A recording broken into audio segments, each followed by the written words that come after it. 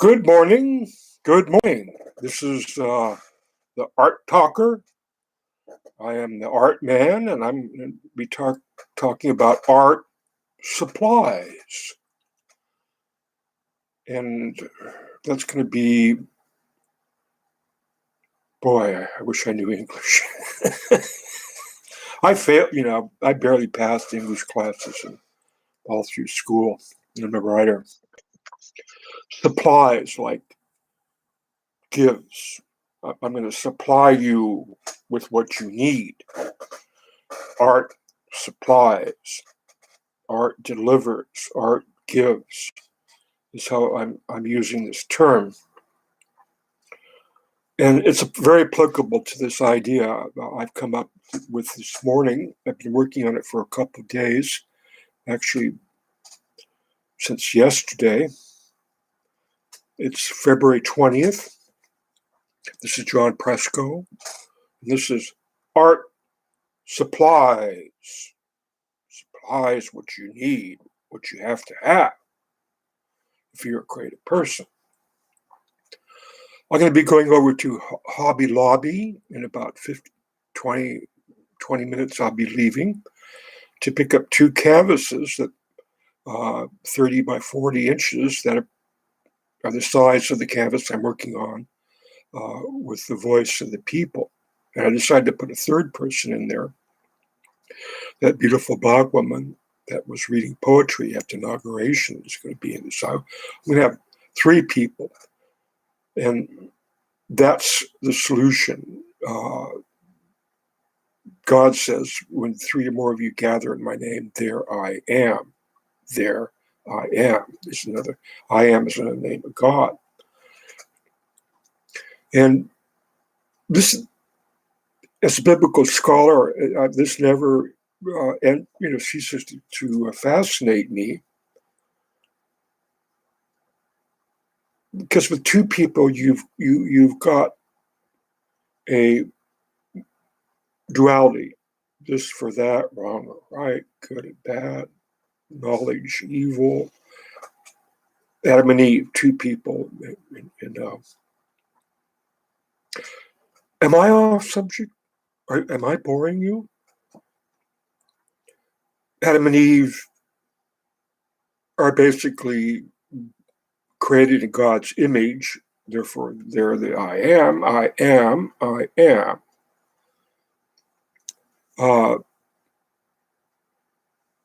There would be no other human beings on the planet if they didn't leave that state of I am by creating a third person. And then you get Abel and Cain. Cain kills Abel.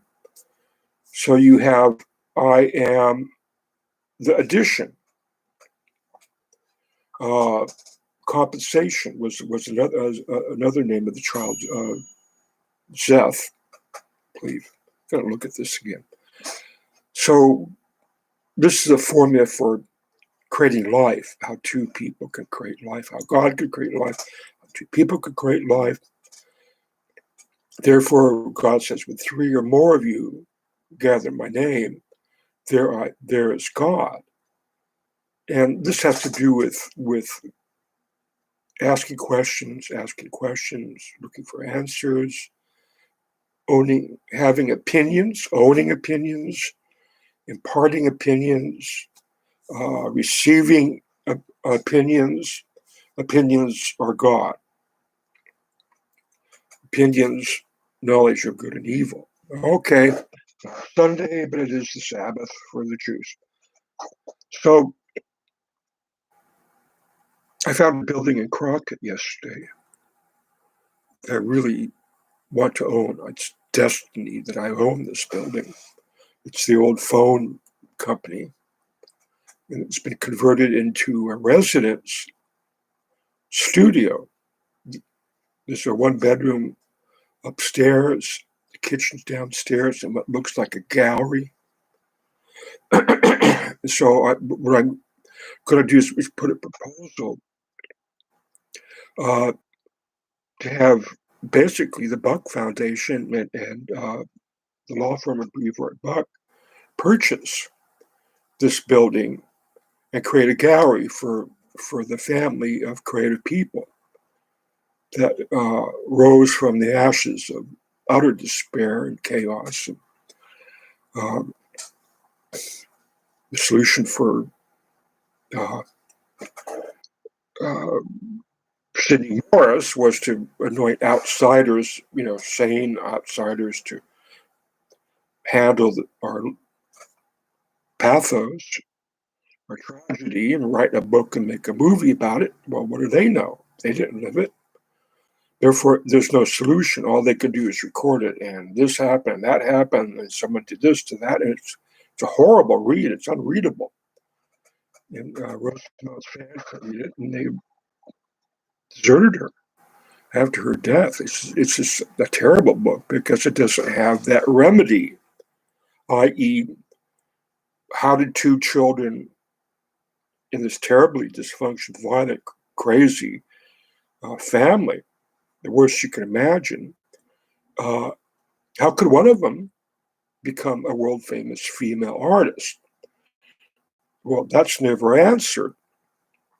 It turns into Garth Benton's divorce book where he eviscerates my sister, totally destroys her reputation for the sake of their daughter that they created, Drew Benton. Well, terrible. It becomes a battle over a child. And that's what happened to my marriage with Marianne Thoraldson and I. We were going to buy that bakery in Crockett, and we actually put a bid in that was refused, darn it. And then the child custody battle over Britt began, and that destroyed our new relationship. We just met, we got married. So Marianne and Britt are in my family tree. And Marianne is an artist. And what I want to do is create a family gallery. This should have been done from the very beginning. The Roosevelt Gallery should become a family gallery where all the creative people and artists, the children, and me, and even Marianne could have shown their work there. Because that's the story. It's just not about making money for the dead. Christine's money-making adventure ended when she died. And to make that the emphasis, well, we got to make more money, says Sidney Morris. Well, why? Well, for the children's sake. Well, geez. And then you write this book that has this terrible fight over Drew Benton and Christine loses. you go, what? You can't, this is no legal solution, believe me. So I'm going straight to the solution here. Straight to the solution. Robert Buck has more money than you can swing a stick at, or whatever the analogy you want to do. He's started this Buck Foundation. It's got $2 billion. Yeah, I can apply for it, but it's going to take time. I don't have time. I want to get this building in 3 days. It might sell in 3 days. I got to go for the solution. Papers, applying, regret, all that stuff. You can do it, Robert Buck. I'm not saying you screwed it up. I'm saying you didn't come up with anything that looked like a solution. In fact, you made it worse, destroyed any possibility of a solution, destroyed my family. And here's the solution. I'm the progenitor of this art legacy. I should have had something, should have been there from the beginning, right after Christine died, to look for the solution. They got rid of me because Garth Benton didn't want to have anything to do with me for a lot of reasons. One, that I'm not going to get into it. So I want to have Garth Benton's work hanging at this gallery, and it'll be the Royal Rosamond Gallery. I'm going to have Marianne's work, my work, Christine's work, Drew's work, Shannon's work. And it's going to be a literary legacy also. And it's all going to be based upon Victor Hugo Presco, who lived in a tar paper shack under the Carquinez Bridge in Crockett, and he was a professional gambler. This town needs history. This will be an art gallery, literary art history establishment that will be passed down. I will be in residence upstairs. I might live for another 5 years or another 2 years, but then I got to pass it on to somebody. And right now, the person that looks like I would pass it on to is Britt. She has one child, and I don't know what her situation is. We're not in communication, but she would be the resident caretaker of her mother's contribution, and she's in the family tree. And then she would pass it on to somebody. Now, what about Shannon? What about Drew? What about Heather? Well,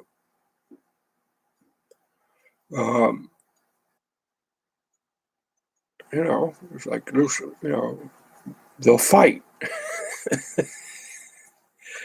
See, and I've got to try to eliminate that, project ahead for the solution for the next 30 years. How long will Britt live, and who she pass it on to? She might pass it on to my grandson, Tyler Hunt. But this will be a discussion. But right now, they've got 2 canvases reserved for me over there at Hobby Lobby. They had a sale. Luckily, I called, and they actually got 2 of the size that I wanted. It's the size of the one I'm working on right now. But I want to do 2 paintings of my grandparents with on St. Croix Island with the Black Mask authors. One was interested, the Jewish philosopher Ludwig Wittgenstein was interested in one of them pictured. So I wanted to do 2 historic paintings that include a literary history also. So I'm going to go pick them up. I don't got a car. I'm going to walk over there and haul these 30 by 40 inch canvases home and put together my proposal afterwards. So if I present the solution, if I give people a vision of what the outcome would be, here's the finished work, this is what it looks like. Maybe everybody can adjust their legal stuff and their, the institution stuff and their grant stuff. I'm going to go with the Getty, try to get around this, because this story needs to be preserved. Gambling parents. My mother was a prostitute for Big Bones Bremer. There's prostitution going on there in Crockett. So from consider Moses up there with the tablets, and there's the people, worshiping the golden calf and having orgies. Well, that's the Genesis. That's the second Genesis of the Jewish people, how they rise up above darkness and sinning and forsaking, the I am and all the creativity and blah, blah, blah. This is the story about that. And it's a miracle. And that miracle needs to be established so it can inspire other children. I decided to be an artist when I was 12 and had artwork touring the world when I was just turned 13. So this story of hope and recovery, I've got, I'll have 34 years in April. Christine died on her first ever birthday. This needs to be set in stone. So others who were born in utter despair, darkness, and crime, and you name it, child abuse, you name it, we suffered that and we rose above. This is the Phoenix birds here, the Phoenix Bird Gallery. So that's what I'm going to try to establish. And I'm going to go pick up those canvases right now. It's 10:21. All right. This is Art Tucker. You be careful out there, you hear?